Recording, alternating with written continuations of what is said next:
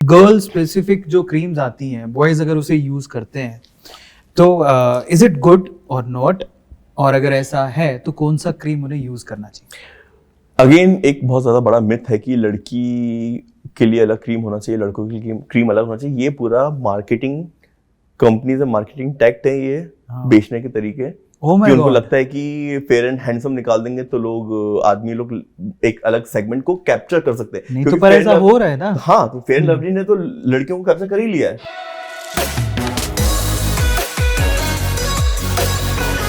Guys वो कहते हैं ना कि दिल होना चाहिए जवान, उम्र चक्की रखिया। अगर ये कहावत आपने सुनी है तो मैं आपको बता दूं, ये कहावत में सच्चाई कुछ भी नहीं है।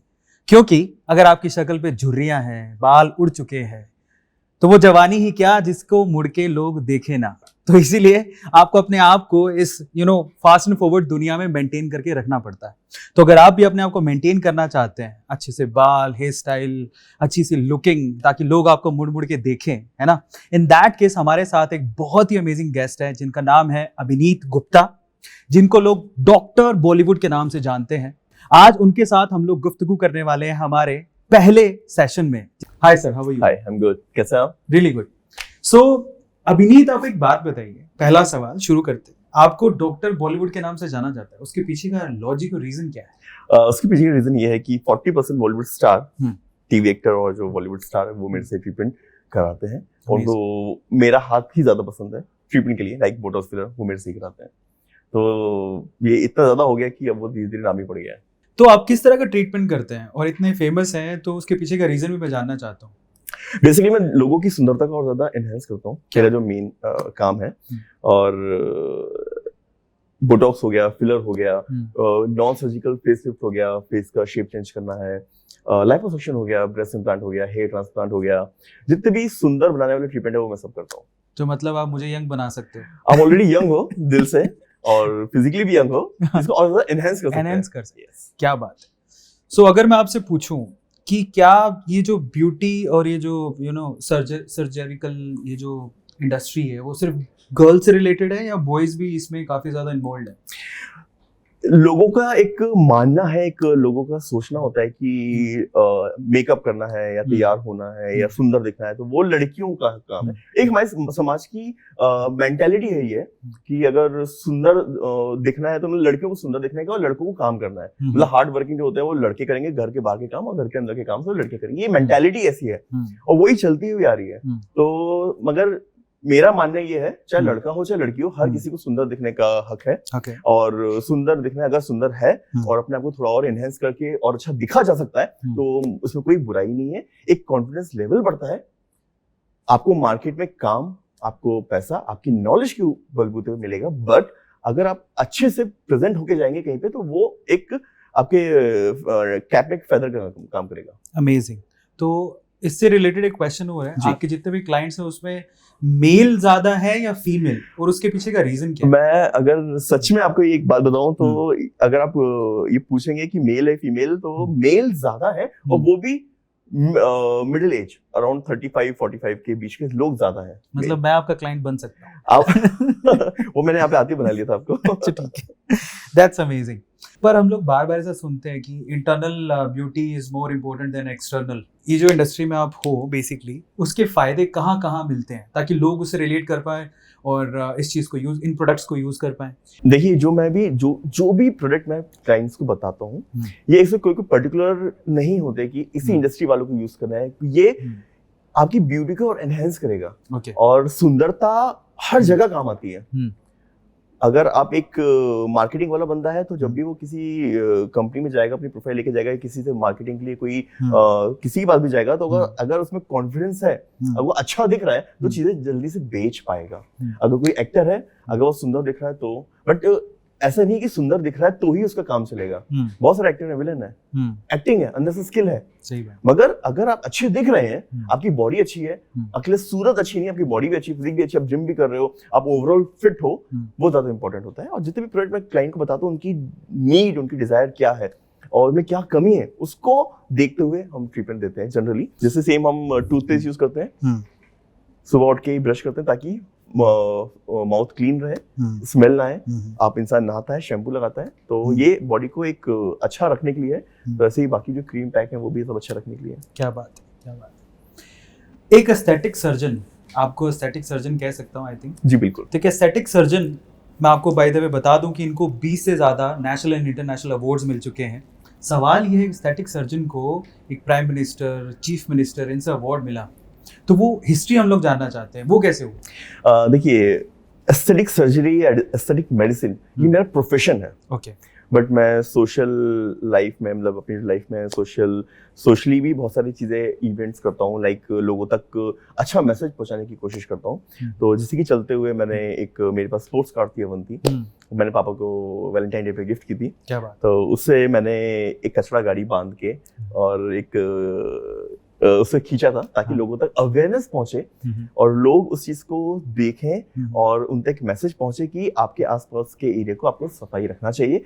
और ये अच्छे कॉज के लिए मैंने किया था, जिसके कारण स्वच्छ भारत अभियान में मैंने मेरा जो योगदान था उसको देखते हुए मुझे president of India, vice president of India, मुझे मध्य प्रदेश रत्न अवार्ड, मध्य प्रदेश गौरव अवार्ड, जो कि सीएम ऑफ मध्य प्रदेश और गवर्नर ऑफ महाराष्ट्र गोवा इन सब ने दिए। मुझे सिंगापुर के प्रेसिडेंट अवार्ड दिया है। और मुझे यंगेस्ट साइंटिस्ट अवार्ड मिला है, जिसमें मैं स्टेम सेल थेरेपी में काम कर रहा हूँ। मैं बॉडी के सेल ही निकाल के, मेरे पास लैब है जिसमें मैं सेल कॉलोनी ग्रो करके बॉडी के कोई भी पार्ट को मैं डेवलप कर सकता हूँ। कान मैंने बना चुका हूँ, नाक बना चुका हूँ, बट ये नॉन फंक्शनल चीज़ है। मैं किडनी भी बना सकता हूँ, हार्ट भी बना सकता हूँ, बट वो फंक्शन नहीं कर रही है। तो बट इन फ्यूचर भगवान ने कुछ चाहा तो उसमें कुछ जादू हो जाए। क्या बात। तो बट अभी नॉन फंक्शनल चीज़ है, लाइक किसी का आपने देखा होगा एक्सीडेंट हुआ, एसिड अटैक हुआ, कान जल गया, नाक जल गया, तो मैं उसके वही नाक उन्हीं की सेल से बना के डेवलप करके हम उसको इम्प्लांट किया जा सकता है। अमेजिंग। ये बहुत ही रिसर्च, बहुत ही न्यू चीज़ है जिसको लोगों को पता ही नहीं है। मेरे पास 3D बायो ऑर्गन प्रिंटर है जो इंडिया में जो फर्स्ट मैंने लिया था, स्पेन कंपनी का था। और अभी तो मेरे ख्याल से एक आध दो कंपनी ने ली होंगी इंडिया में, तो रिसर्च के लिए मैंने लिया था। जब ये आए थे तो मैंने इनको बोला था कि पर्सनालिटी काफ़ी अच्छी है, ड्रेसिंग सेंस तो माशाल्लाह है, और लुकिंग वाइज आपको देख ही रहे हैं कितने हैंडसम है। लेकिन अनबिलीवेबल बात ये है कि जिस एज में, मैं एज नहीं बताऊंगा इनकी, बड़ा ऑकवर्ड हो आगे बता सकते हैं, मतलब अच्छा बता सकता हूँ, कोई दिक्कत नहीं है। तो बहुत कम है।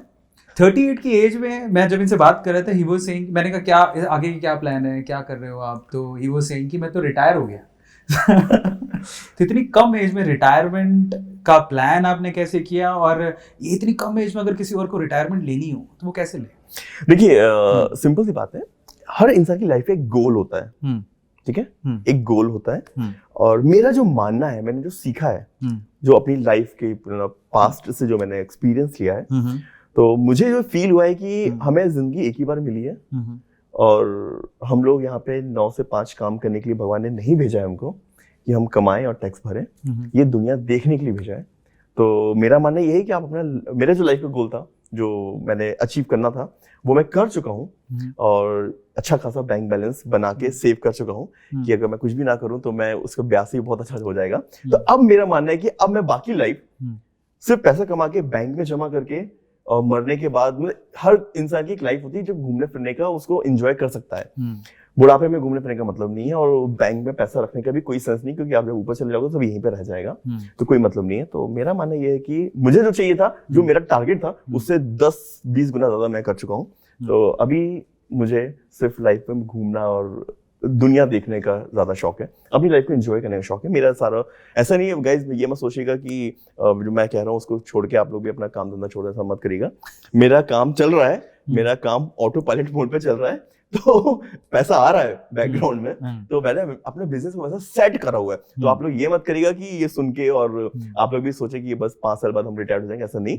मतलब पैसा बहुत इंपॉर्टेंट होता है, क्योंकि वो लाइफ को खर्चा करने के लिए भी इंपॉर्टेंट है। एक सवाल हो रहा है, मिस्टर भोपाल 2007 रह चुके हैं, वो मूवमेंट को थोड़ा याद करते हैं। स्पेशली आपने पहले कोई प्लान किया था कि भोपाल में इस तरह कोई इवेंट होगा और मैं पार्टिसिपेट करूंगा, और जब आप जीते उसके बाद आपने मिस्टर इंडिया इन सब चीजों के लिए, इन टैक्स के लिए प्लान नहीं किया? एक बात मैं आपको बताऊं, कोई भी अगर थोड़ा भी सुंदर होगा ना, तो उसको मॉडलिंग और एक्टिंग का कीड़ा कभी ना कभी लाइफ में काटता ही है। यही बात सही है ना, हर किसी को काटता, मुझे भी काटा था 2007 में। तो उस समय मैं जवान हुआ करता था, तो अब भी है सर। हाँ, अभी मतलब टांगे धागे से टांगे रखे सब चीजें, मजाक करो। तो उस समय मेरे को था, मैंने कंपटीशन में उतरा था 2007 में, मिस्टर भोपाल का खिताब जीता। अगर मैं आपसे सजेशन पूछूं, नॉर्मल सजेशन, कि वो अपने आप को मेंटेन करें, कैसे करें डे टू डे लाइफ में, वो भी बहुत कम पैसों में, तो 3 सजेशन आप क्या देना चाहोगे? देखिए, फर्स्ट ऑफ ऑल, अगर किसी को दिमाग में ये है कि सुंदर दिखने के लिए बहुत ज्यादा खर्चा आएगा, तो बहुत ही गलत फहमी है। आप अपने फ्रेंड्स के साथ जो एक मूवी देखने जाएंगे, वहां पे जितना इन्वेस्ट करेंगे मूवी के टिकट में, उससे सस्ते में आप गोरे हो जाएंगे। 1 मिनट, मूवी की टिकट में 700-800 हजार रुपए लगता है, ठीक है? हाँ, तो आज 1700 रुपए में आपको गोरा कर देंगे। ठीक है, ब्रेकिंग न्यूज, ध्यान से सुनिएगा, 1700 रुपए में गोरा। ऐसे ट्रीटमेंट्स होते हैं, लाइक जो हमारे जो यूएसपी है स्किन वाइटनिंग ट्रीटमेंट की, बट मेरे पास आके लोग गरीब हो जाते हैं, बट मैं सुनता नहीं उनकी बात। मैं जानता हूँ कि कहीं ना कहीं वो लोग बोलते हैं अरे सर बहुत ज्यादा है, 2000 भी बहुत ज्यादा लगता है, वो सोचते कि कम करा ले, पर वो ये कभी नहीं सोचेंगे जब वो मूवी देखने जाएंगे थिएटर में कि वो 700-800 का टिकट है, वो वहाँ पे कोई बात नहीं करे कम कराने की, तो मैं भी कम नहीं करता हूँ। अच्छा, एक क्वेश्चन अगर आपसे पूछूं कि जो ब्यूटी इंडस्ट्री है वो ओवररेटेड है या अंडररेटेड, और आपका इस पे क्या व्यू है? ब्यूटी इंडस्ट्री जो है वो आई थिंक मे भी लगता है आप बॉयज और गर्ल्स के हिसाब से अलग अलग बताएंगे, गर्ल्स के हिसाब से ओवररेटेड है और बॉयज के हिसाब से अंडररेटेड है। मेरे को ऐसा उल्टा लगता है। उल्टा लगता है, गर्ल्स के हिसाब से अंडररेटेड है। मतलब जितना आजकल गर्ल्स एक्चुअली उनके पास हर चीज होती ही है करने के लिए। फॉर एग्जाम्पल अगर मैं लिपस्टिक की बात करूं तो अपने रखेंगे और लगा लेंगे, बॉयज क्या करेंगे? सही बात है। तो अभी उनको सिगरेट पी कर उन्होंने ब्राउन कर लिए, काले हो गए होंठ, उनको अपने तो पिंक है ना, लिपस्टिक लगा नहीं सकते, वो क्या करेंगे? जैसे लिप लेजर लाइटिंग जो हम लोग करते हैं वो होता है, लिप लाइटिंग किट आती है वो यूज करते हैं, या फिर माइक्रो पिगमेंटेशन के थ्रू परमानेंट लिप को लाइट किया जा सकता है। बहुत सारे कुछ साइड इफेक्ट तो नहीं? It's all safe. ओके, तो ऐसे बहुत सी चीजें होती हैं। वेट ज्यादा है तो डॉक्टर्स को तो काम है, आप आओगे वो पेट काट दें, हाथ पे काट दे, सब काट दें। एक्चुअल फैक्ट है ये आज की डेट में, आप ये एक बिजनेस बन गया है, तो ये गलत भी नहीं है क्योंकि क्लाइंट खुद चाहता है और सेटिस्फाई वो कभी होता नहीं है। तो मैंने जो फील किया है कि आपने जैसे बोला कि काम ऐसा हो के वैसा हो गया, तो वो कहीं ना कहीं क्लाइंट ने मल्टीपल बार जब जाते हैं तो वो चीज ऐसी हो सकती है। बिल्कुल, कहीं इन्फेक्शन हो गया, कहीं एंटीबायोटिक प्रॉपर नहीं लिए, कहीं कुछ किया, तो वो हो सकता है। और मैं जब आपके बारे में पढ़ रहा था तो मैंने ये भी देखा था कि आप खुद के ब्यूटी प्रोडक्ट बनाते हैं। जी, मेरी खुद की फॉर्मुलेशन है। अमेजिंग। तो पहले तो मैं इंग्रेडिएंट जानना चाहता हूँ, वो नेचुरल इंग्रेडिएंट है, आयुर्वेदा है, क्या है, किस तरह से आप उसे? लाइफ में कहीं भी कोई भी चीज नेचुरल नहीं होती है। ओके, फर्स्ट थिंग, केमिकल्स भी तो नेचर से आया है। हाँ, ये बात भी सही है। ये ग्लास है, ये भी तो नेचर से, मिट्टी से आया ना, पेड़ भी मिट्टी से आया है। तो आपके जो प्रोडक्ट है बेसिकली, तो उसमें से सबसे ज्यादा बिकने वाला प्रोडक्ट कौन सा है, तो उसके पीछे का रीजन क्या है? सबसे ज्यादा बिकने वाला प्रोडक्ट है वो है इंस्टा ब्राइट पैक, जो कि डेली नाइट में लगाना रहता है और 1 हफ्ते 10 दिन में ही कलर साफ कर देता है, 5 to 6 शेड लाइट कर देता है। Amazing. और 100% रिजल्ट है अगर उसको प्रॉपर्ली फॉलो किया जाए तो। ध्यान से सुनिए इस प्रोडक्ट को। ये लेस्कोमिग, इंग्लिश वैसे मेरी थोड़ी कमजोर है, बट फिर भी ये वर्ड तो मैंने कभी सुना नहीं, पहली बार देखा तो मुझे लगा कोई इंग्लिश का ऐसा वर्ड आ गया जो मैंने और नया मुझे माथा मारना पड़ेगा। सो इसके पीछे का लॉजिक समझते। मेरे पापा का प्लान था कि वो जब भी कोई कंपनी खोलेंगे तो वो लेस्कोमिग नाम रखेंगे, क्योंकि उसके सारे इनिशियल्स। सर मैं यहाँ रोकना चाहूंगा, ध्यान से देखिए।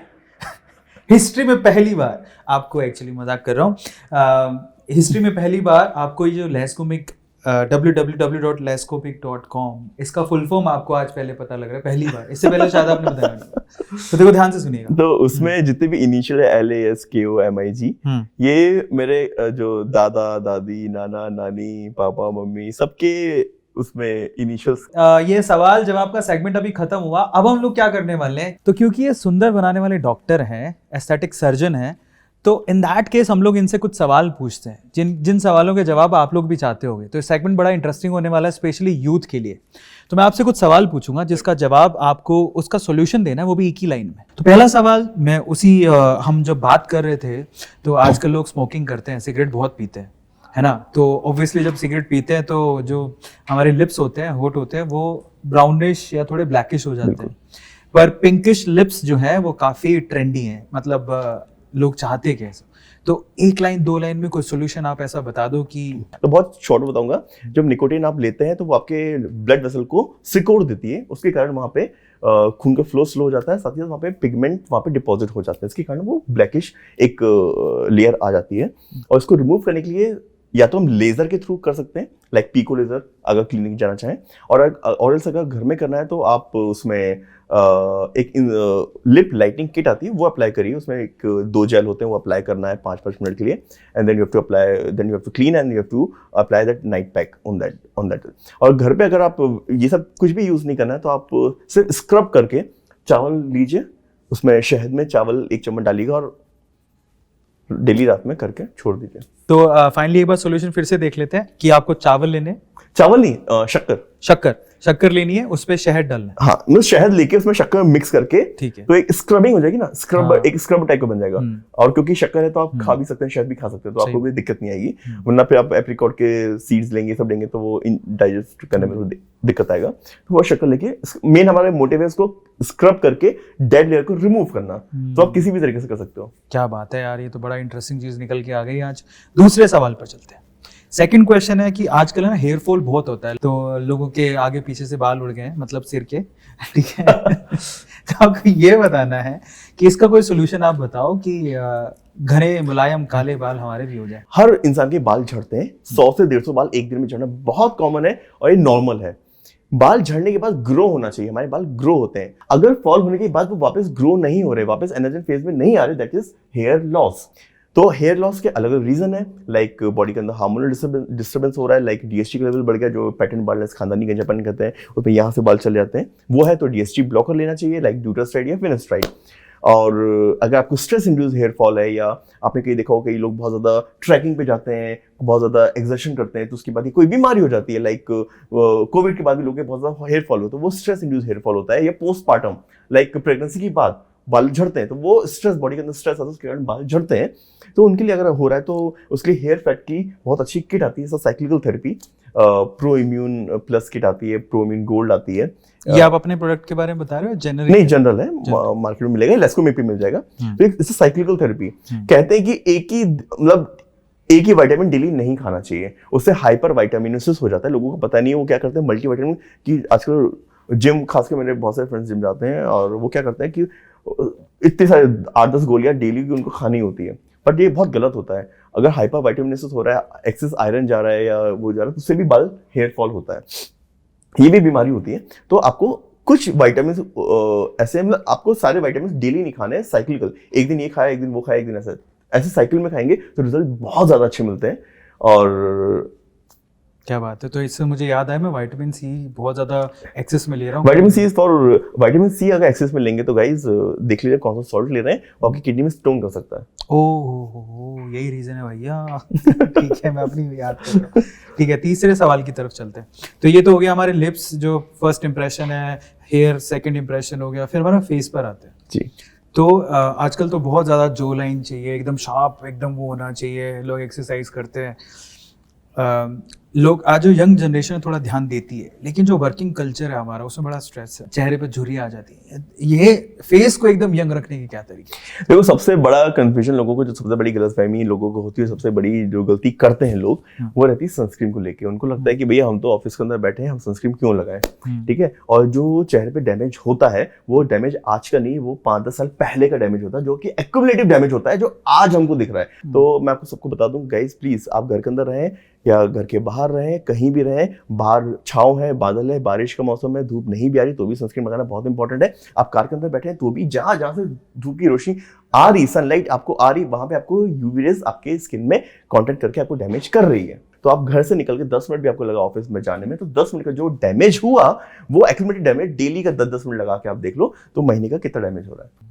तो बाकी स्किन क्वालिटी है, बालों की क्वालिटी सब सेम होती है, फालतू की बात है, मार्केटिंग टैक्ट है। और fair handsome, fair and lovely, सब चीज़ें कुछ ऐसा नहीं है। एक अच्छी क्रीम लगाइए, क्लींजिंग, टोनिंग, मॉइस्चराइजिंग बहुत इंपॉर्टेंट होता है। फेस को क्लीन करना बहुत इंपॉर्टेंट है, क्योंकि जब हम बाहर धूप में जाते हैं या पॉल्यूशन में जाते हैं तो हमारी स्किन में पोर्स होते हैं, वो पोर्स क्लॉग हो जाते हैं, भर जाते हैं। तो क्लीनिंग जब हम करते हैं तो पोर्स साफ हो जाते हैं, डस्ट बाहर निकल जाती है। इस फील्ड में आए क्यों? नहीं, देखो मेरे तो बचपन से कीड़ा था सुंदर दिखने का, मैं सांवला हुआ करता था, मैं कोई बहुत बुरा नहीं था। और मैं अपनी दीदी की क्रीम और पैक, जो रूपामृत पैक आता था, पता नहीं कौन कौन सी लेके आती थी, वो मैं चुरा के चुपचाप से लगाया करता था जब वो कॉलेज जाती थी। तो मुझे बहुत कीड़ा था सुंदर दिखने का, और मैं कहीं ना कहीं कुछ ना कुछ, अगर घर में मम्मी या सिस्टर कुछ करा रहे हैं, फेशियल करा रहे हैं या ब्लीच करा रहे हैं, तो मैं भी पहुंच जाता था, मुझे भी करना है तभी करने दूंगा, वरना मैं सब फैला दूंगा, ऐसा करके मैं बैठ जाता था। एक सवाल मेरे दिमाग में भी आ रहा था कि बॉडी स्मेल कितना मैटर करती है और उसके लिए क्या किया जाए? बॉडी ऑर्डर बहुत ज्यादा मैटर करती है, हम्म, बहुत ज्यादा। कि देखो जनरली अगर आप कहीं भी हो, आप ऑफिस में बैठे हैं और अगर आपकी बॉडी ऑर्डर बहुत, कई लोग होते हैं जिनका बॉडी ऑर्डर बहुत गंदा होता है, तो आसपास से भी कोई निकलेगा या आप कहीं ट्रैवल भी कर रहे हैं, किसी बस में ट्रैवल कर रहे हैं, किसी के साथ कार में ट्रैवल कर रहे हैं, और अगर आपको मतलब बॉडी ऑर्डर अच्छा नहीं है तो वो एक एम्बैरेसिंग फीलिंग आती है दोनों के लिए। जो बैठा है बाजू में वो भी कहेगा यार मैं कैसे बोलूं कि स्मेल आ रही है, और जो उसको आ रही है उसको तो आना ही बंद हो जाती है क्योंकि उसको दिमबरी आती है, तो नोज की वैसी हो जाती है कि यार इट्स ओके, तो ये हो जाता है। बट बहुत ज्यादा इंपॉर्टेंट है, तो मैं सजेस्ट ये करूंगा कि खूब ज्यादा पानी पीजिए और डाइट अच्छी करिए, हेल्दी डाइट खाइए और थोड़ा एक्सरसाइज करें, तो जो बॉडी के अंदर टॉक्सिन्स एक्यूमुलेट हो जाते हैं ना, उसके कारण बॉडी ऑर्डर्स आते हैं। तो अगर टॉक्सिन्स को क्लियर आउट करेंगे अच्छे से, और तो वो आपके दिक्कत ऑलमोस्ट खत्म होने की हो सकती है। और प्रॉपर नहाए, कई लोग होते हैं जो नहाते नहीं है, तो अगर इतनी सी स्मेल होती है तो एक दिन नहीं भी नहाने पर वो इतनी हो जाती है। सही बात। तो अगर आप डेली नहाएंगे तो आपको दिक्कत नहीं आएगी। चलिए थोड़ा रैपिड फायर राउंड हो जाए अब। आपके साथ रैपिड फायर राउंड खेलते हैं। आपको डायरेक्टली क्वेश्चन है और उसका वन वर्ड आंसर करना है। सो सबसे पहला सवाल, आपका फेवरेट कॉस्मेटिक ब्रांड? लैमकॉम। अच्छा, क्या? नहीं, लेस्को नहीं बोला मैंने, दूसरा बोला है क्या? Oh my God. What's your favourite drink? Juice पीता हूँ। ये जो अंग्रेज लोग होते हैं वो टेबल पे बैठे हुए लास्ट में वाइन। खाना खाने के बाद वो वाइन जरूर पीते हैं और वो गोरे गोरे होते हैं, तो मैंने सोचा ये फालतू का मिथ है, रियलिटी है क्या ये? वो उसमें रिवर्सिट्रॉल होता है, it's a very good antioxidant. तो जितना ऑक्सीडेशन होता है उसको न्यूट्रलाइज करने के लिए यूज होता है, बट अच्छा होता है स्किन के लिए, हेल्दी रखता है, बट लॉन्ग टर्म में करता है। तो ऐसा नहीं कि आप अभी मतलब आप डेली पियेंगे और 10-15 सालों से पीते आ रहे हैं तो आपकी बॉडी में इफेक्ट दिखेगा। ऐसा नहीं कि 1 महीना पिए, 2 महीने पिए तो इफेक्ट दिखेगा। क्या बात है। सो आपका favourite music? Love song. Recently कौन सी मूवी देखी है आपने? मैंने अभी आरआरआर देख ली? क्या बात है, बधाई हो। टाइम निकाल पा रहे हैं अपनी जिंदगी में। हम तो सोच रहे टाइम निकालना बहुत इंपॉर्टेंट है। वो बात सही है। चलो वो थोड़ा पर्सनल लाइफ में घुसते हैं। आप मैरिड हो कि अनमैरिड हो? Divorced. Oh my God. Celebrity होने का सबसे बड़ा फायदा और सबसे बड़ा नुकसान क्या है? नुकसान तो मुझे कुछ नहीं लगता। मैं कोई बहुत बड़ा सेलिब्रिटी नहीं हूँ, मैं बिल्कुल कॉमन इंसान हूँ, जैसे आप लोग हैं वैसे मैं हूँ। फ्री लाइफ में नहीं घूम पाते हो। अगर आपको कहीं, जैसे मेरे को चाय बहुत पसंद है, तो मैं जब फ्रेंड्स के साथ निकलता हूँ क्लिनिक बंद करके, हम लोग चाय पीने जाते हैं, तो कई बार होता है कि किसी टपरी में बैठ गए, कहीं मतलब नॉर्मल है ना, ऐसे नहीं कि 5 स्टार में जाके चाय पी रहा हूँ, तो कहीं भी जाके बैठ जाते हैं। बहुत से लोग हो जाते हैं कि कोई पेशेंट मिल गया, कोई कहीं से जा रहा है, कोई पहचान कर रहे हो, तो एक वो होता है कि आप फ्री लाइफ घूम नहीं पाते हो, आप एंजॉय नहीं कर पाते हो, कुछ मस्ती करनी वो नहीं कर पाते हो। आपकी फेवरेट एक्ट्रेस? करीना कपूर, कैटरीना कैफ। कटरीना कैफ। सोचा आलिया भट्ट बोलेंगे, फिर वो डायलॉग होगा उसकी शादी हो गई। इनकी भी शादी हो गई। हाँ, उनकी भी शादी हो गई, बात तो सही है, पर लेटेस्ट न्यूज़ है ना, इसीलिए हम लेटेस्ट न्यूज़ को ज्यादा ध्यान रखते हैं। नेक्स्ट क्वेश्चन, आपकी कोई गर्लफ्रेंड है अभी? मेरा रिसेंटली ब्रेकअप हुआ। मेरी गर्लफ्रेंड थी जसलीन मतारू, तो बट अच्छा था हम लोगों का। नहीं, वो तो डिवोर्स बता रहे हैं ना आप, उनसे शादी हुई थी? गर्लफ्रेंड की बात करो। अच्छा, गर्लफ्रेंड, ठीक। यू वर सेइंग ना कि यू आर डिवोर्स? हाँ, डिवोर्स तो हो गया। अच्छा, उसके बाद फिर गर्लफ्रेंड भी बनी। ओके, तो अभी ब्रेकअप हो गया, मतलब आप सिंगल हो? हाँ, अभी मैं सिंगल। भाई ध्यान से देख लो, चांस है भाई। आप कमेंट सेक्शन में नीचे में प्रपोजल भेज सकते हो। आपकी फेवरेट मूवी? फेवरेट मूवी ऐसा कोई नहीं है, सारी मूवी देखता हूँ, चाहे खराब भी कितनी भी खराब हो ना, मैं भी वो भी देख के आता हूँ। उससे पता चलता है कितना खराब प्रोडक्शन हुआ है। चलिए, तो ये हमारे ये सेगमेंट भी खत्म होता है और अब हम चलते हैं अगले सेगमेंट की तरफ। थोड़े कंट्रोवर्शियल क्वेश्चन आपसे पूछेंगे जिसका जवाब आपको स्ट्रेट फॉरवर्ड देना है। पहला सवाल, आपको लगता है कि ब्यूटी प्रोडक्ट्स का यूज इस्तेमाल बॉलीवुड में ज्यादा होता है? हर जगह ही होता है, हर जगह पे होता है। हर जगह होता है। बॉलीवुड क्या है, हर जगह ही होता है। बॉलीवुड वाले कम यूज करते हैं, वो फूक के कदम रखते हैं। दूसरा सवाल, लाइफ का ऐसा कौन सा इंसिडेंट है जो आप कभी भूल नहीं सकते? एक इंसिडेंट तो है। बताओ। आज बता ही दो। मेरे साथ बहुत बड़ा कांड हुआ था, तो चलो बता देता हूँ। तो अब छुपाने वाली क्या बात है उसमें। तो ऐसा हुआ था कि मेरी जो मैरिज हुई थी वो पूरी प्लान्ड थी, और 4 दिन में मेरी वाइफ घर छोड़ के भाग गई, और उससे दुनिया भर के केसेस लगा दी मेरे पे कि मैं उससे वैश्यावृत्ति कराता हूँ, ये कराता हूँ, वो कराता हूँ। उससे मेरी एक्स गर्लफ्रेंड को भड़का के मेरे पे रेप केस लगवा दी, सब कुछ करा दिया। तो जबकि ऐसा कुछ नहीं था, सब फेक झूठा था, ब्लैकमेलर थी। तो मेरे पास फोन में रिकॉर्डिंग हो गई थी सब कुछ ब्लैकमेलिंग की, तो मैं बच गया, कुछ हुआ नहीं। मगर ऐसा था वो फेज जो मैंने बोला ना कि पहले मैं बहुत ज्यादा तैयार होकर निकलता था, बाहर भी मिलता ही नहीं था। फिर वो फेज मेरा 1 साल ऐसा इतना बुरा गया कि एक समय ऐसा था कि मैं सोचा था सुसाइड कर लूं। इतना बुरा फेज हो गया था। आप कोई अच्छा काम करते हैं या कुछ करते हैं तो कोई फोन नहीं करेगा आपको, कि पापा को फोन नहीं करेंगे या किसी को घर में कि ओ अच्छा अवार्ड मिला, ऐसा कुछ। बट जब कोई बुरा इंसिडेंट होता है तो जो नहीं भी कर रहा होता है ना, कभी सालों वाले पुराने लोग भी फोन करके बोलते हैं कि अरे गुप्ता जी क्या हो गया, ऐसा था। और जब आपको कोई फेक उसमें फंसा दे पैसों के लिए, तो फिर वो बहुत ही मेरा फेस था कि मेरा बहुत ज्यादा एक बहुत ही गंदा फेस है मेरी लाइफ का। मीडिया वाले, रिपोर्टर, सब ब्लैकमेलर्स, सब ब्लैकमेल करते थे कि 2 करोड़ पे चाहिए, 3 करोड़ पे चाहिए, ऐसा। मैं कहा छाप दो, इसको छापना है, गलत किया ही नहीं तो मैं डरूंगी। बट फिर एट द एंड कुछ हुआ ही नहीं, कोई हाथ नहीं लगा पाया, कुछ करा ही नहीं था, कोई सबूत नहीं थे, तो बच गया। तो आज तो मैं भूल नहीं पाता हूँ। ये तो बहुत बड़ा सीक्रेट इन्होंने अपने साथ शेयर किया है भाई, दैट्स रियली ग्रेट। इसके लिए करेज चाहिए, इतना आसान नहीं होता है ये बात बोलना।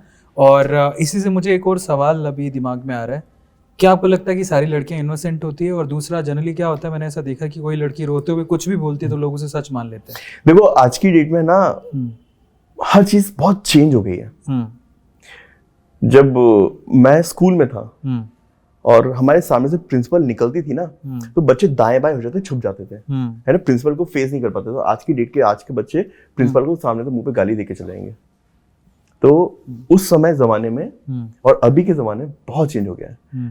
पहले की लड़कियां घर को लेके चलने वाली होती थी, एक डर होता था समाज का। आज की में सब चीज खत्म हो चुकी है। इसमें आप ब्लेम ना लड़के को कर सकते हो ना लड़की को कर सकते हैं, बट एक हमारे जो लॉ है इंडिया में वो वुमेन के ज्यादा फेवर में है। तो अगर लड़की ने बोल दिया कि उसने मेरा हाथ पकड़ लिया, छेड़ दिया, तो सीधे लड़का अंदर जाता है। और ये बहुत बड़ा ड्रॉबैक है, इसका नाजायज फायदा उठाया जाता है। क्योंकि देखो, चाहे लड़का हो चाहे लड़की हो, खुरापाती तो सबके दिमाग में कहीं ना कहीं चलता है। और कई लोग बहुत अच्छे होते हैं, कई लोग लालची होते हैं, कहीं ना कहीं कोई क्रिमिनल भी होते हैं। जरूरी नहीं कि लड़के चोरी करते हैं, लड़कियां भी चोरी करती हैं, घर में बाइयां भी आती हैं, वो भी चोरी करती हैं। तो आप किसी को कोई दूध का दूल्हा नहीं होता है। बट डिपेंड करता है कि उसने समाज में क्या आसपास देखा और कितना सीख के और क्या चीज यूज कर रहा है। तो हर किसी को आप कहीं ना कहीं कोई खून कर देता है, कहीं कुछ देखो, तो बहुत ज्यादा चीजें हो चुकी हैं। तो मुझे जो फील होता है कि आजकल लड़कियों ने ये सब ट्रेंड बना लिया है कि कोई रईस लड़का फंसा लो, फिर उसको ब्लैकमेल करो, इज्जत बचाने के लिए वो आपकी सुनेगा, पैसे देगा, और फिर एक को फंसाओ, दूसरे को फंसाओ, तीसरे को फंसाओ। ये होता है, कभी ना कभी उनका भी डाउनफॉल आता है, वो सब लड़की फंस जाती है। हनी ट्रैप और कितना कांड होता है उसमें, वो भी आ जाती है। खैर, पर ये दोनों तरफ होता है। बट मैं आपसे कहूँगा कि जो भी लड़कियां कंप्लीटली, हर लड़की के लिए नहीं है, बट हर लड़की कंप्लीटली इनोसेंट नहीं होती है। सीता होती है तो स्वरूप नखा भी होती है। सो वो आपको जज करना है। फाइनली इसी जो लाइफ का आपका फेज था, उसमें मेरा एक क्वेश्चन हो रहा है कि इतना सब कुछ होने के बाद आपने अपने आप को कैसे मोटिवेटेड रखा और इससे बाहर कैसे निकले? मैंने मेरे पापा को रोते हुए देखा है। Oh my God. और वो अकेले में मेरी दीदी से के सामने रो रहे हैं, चाचा के सामने बात कर रहे रो रहे हैं, और मैं जब जाता था तो मेरे सामने बिल्कुल आंसू पोंछ नॉर्मल हो जाते थे। क्योंकि उनको ये लगता था कि वो अगर उनको रोते हुए मैंने देख लिया तो मैं ज्यादा डिप्रेशन में ना चला जाऊं, कोई गलत कदम ना उठा लूं, जो कई बार मैं सोचा। बट कई बार होता है कि आपने अगर किसी का बुरा नहीं किया है तो आपके साथ भी उतना बुरा नहीं होता है। माइट भी मेरे ग्रह उस समय थोड़े अच्छे नहीं फेवर में होंगे, कुछ बदनामी लिखी होगी या परेशानी लिखी होगी, तो हुआ मेरे साथ। मगर वो फेज मैंने किसी का खराब नहीं किया था, तो मैं कॉन्फिडेंट था कि यार अब जो होगा देखेंगे, क्योंकि खराब गलत किया ही नहीं है। तो वो फेज मेरा निकल गया, अच्छे से निकल गया। मतलब अच्छे से क्या निकल गया, परेशानी तो बहुत हुआ, बट यस वो चीज़ क्लियर आउट हो गई, सॉर्ट आउट हो गई। जिस गर्लफ्रेंड ने, मेरी एक्स गर्लफ्रेंड ने, 6 साल का रिलेशनशिप था, उसने मेरी वाइफ के कहने पे उसने मेरे को पूरा वहाँ पे कोर्ट में 164 की बयान में जाके जज के सामने बोला कि इसकी बीवी ने मेरे को भड़का के और ये सब कराया, और ये जो है उसने अपना कबूल करा। और वो भी फंसी भी ऐसे कि उसने जब वो शूटिंग पे भोपाल में आई थी, तो उसने 2015 में एक होटल था, उसके वेटर, वहाँ पे वेटर के ऊपर रेप का केस लगाया था। और उसने 2019 में मेरे पे लगाया कि मैं जब शूट पे गई थी तो अवनीत गुप्ता ने मेरे साथ रेप किया। तो मैंने उससे एक क्वेश्चन पूछा उससे कि ऑलरेडी तुम्हारा अभी गूगल पे भी कर लो तो वो होटल का कांड अभी भी सामने आता है, इतना मीडिया हुब्बाजी हुई थी, तो उस वेटर ने किया था कि मैंने किया था, ये क्लियर कर दो सबको। तो वो डर गई क्योंकि वो उसने झूठ बोली थी और आपको बताना पड़ेगा कि कब हुआ था क्या हुआ था, उसमें वो फंस गई और फिर उसने वो पूरा कबूल कर लिया कि नहीं ऐसा था हुआ। और मैंने भी ज़्यादा खींचा नहीं क्योंकि मैं चाह रहा था कि ये पंगों में छूट के निकल जाऊँ, मैं नहीं चाह रहा था सब चीज़। और वो एक ऐसा था कि कहीं ना कहीं इंसान गलत कर ही देता है, मतलब कमियाँ छोड़ देता है, कुछ ना कुछ गलती छोड़ देता है, जिस कारण से मेरे को बचाव मिल गया। क्या बात। और फिर उसने सपोर्ट किया कि नहीं ठीक है, वो गलत नहीं किया था मैंने कभी, तो फिर ठीक है। चलो बहुत अच्छा, आप उस सब फेज से बाहर आए। पर अब अगर मैं आपसे पूछूं कि यहाँ से अब आप अपने को अगले 10 साल में कहाँ देखते हैं, क्या फ्यूचर प्लान है, वो अगर शेयर करें। और फिर एक लास्ट क्वेश्चन उसके बाद ये है, मैं डायरेक्टली पूछ लेता हूँ क्योंकि इनको अभी थोड़ा लेट भी हो रहा है, इनको जाना है। सो ये 2 क्वेश्चन है, उनका आप डायरेक्टली आंसर करिएगा। फ्यूचर प्लान क्या है आपके, और जो ऑडियंस, जो यंग यूथ आपको देख रहा है, उनके लिए आपके पास क्या मैसेज है? मेरा फ्यूचर प्लान तो सच कोई बहुत ज़्यादा, अभी मैंने जैसे बताया मैं रिटायर्ड हो चुका हूँ गाइस, तो मेरा फ्यूचर प्लान है पूरा वर्ल्ड टूर करना और अच्छे से लाइफ को जीना, अपनी खुशियों को ढूंढना। छोटी छोटी चीज़ों में खुशियाँ मिल जाती हैं अगर आप ढूंढना चाहें तो, और वरना तो आपके पास अगर मर्सिडीज़ भी और आपको खुश नहीं रहना है, आपको कमी ढूंढनी, तो आपको मर्सिडीज़ में भी कमी दिख जाएगी, और अगर खुशियाँ ढूंढनी तो आप एक साइकिल में भी खुशी मिल जाएगी आपको। तो मेरा बस मानना यही है, और मैं सारे ऑडियंस को यही बोलूँगा कि प्लीज़ वक्त से पहले, और किस्मत ज़्यादा किसी को कुछ नहीं मिलता, तो गाइज डिमोटिवेट मत हो। माइट भी आप आज मेहनत कर रहे हैं, आपको फल आज नहीं मिलेगा मगर कल ज़रूर मिलेगा, और ये ऐसा होता ही है। सब हमेशा अच्छा करें। मैं ये नहीं बोल रहा भगवान होते हैं या नहीं होते हैं, या ऊपर वाला देख रहा है नीचे वाला देख रहा है, ऐसा कुछ नहीं है। मैं भगवान को नहीं मानता, बट येस मैं ये भी नहीं करता कि डिनाई भी नहीं करता, ना ही मानता हूँ बहुत ज़्यादा। बट येस मैं ये है कि कर्मा को जरूर मानता हूँ कि अगर अच्छा कर्म करेंगे तो अच्छा होगा आपके साथ, और हर इंसान की किस्मत पहले से लिखी हुई होती है। लाइफ में जो मिलना है वो कहीं ना कहीं से आपको मिल ही जाएगा। क्या बात है। सो इसी के साथ आज के सेशन को ख़त्म करते हैं। कहते हो कि अपने आप पे बिलीव रखो, सब कुछ अच्छा ही होगा, जो आप चाहते हो वो आपको ज़रूर मिलेगा लाइफ में। इनकी प्रोफाइल पे जाके इनको चेक ज़रूर करिएगा। और इनफैक्ट इन्होंने आज अपनी अदर साइड दिखाई है। लोग इनको डॉक्टर बॉलीवुड कहते हैं, स्किन स्पेशलिस्ट हैं, लेकिन ये बहुत अच्छे इंसान भी हैं। आज आपने इस सेशन के थ्रू ज़रूर देखा होगा। सो ऐसी सेशंस के लिए हमें फॉलो करना मत भूलिएगा, चैनल को सब्सक्राइब कर लीजिएगा आप जहाँ पे भी देख रहे हैं, और हमारे प्यारे से गेस्ट के लिए एक हार्ट तो बनता है। Thank you so much guys, मिलते हैं अगले सेशन में।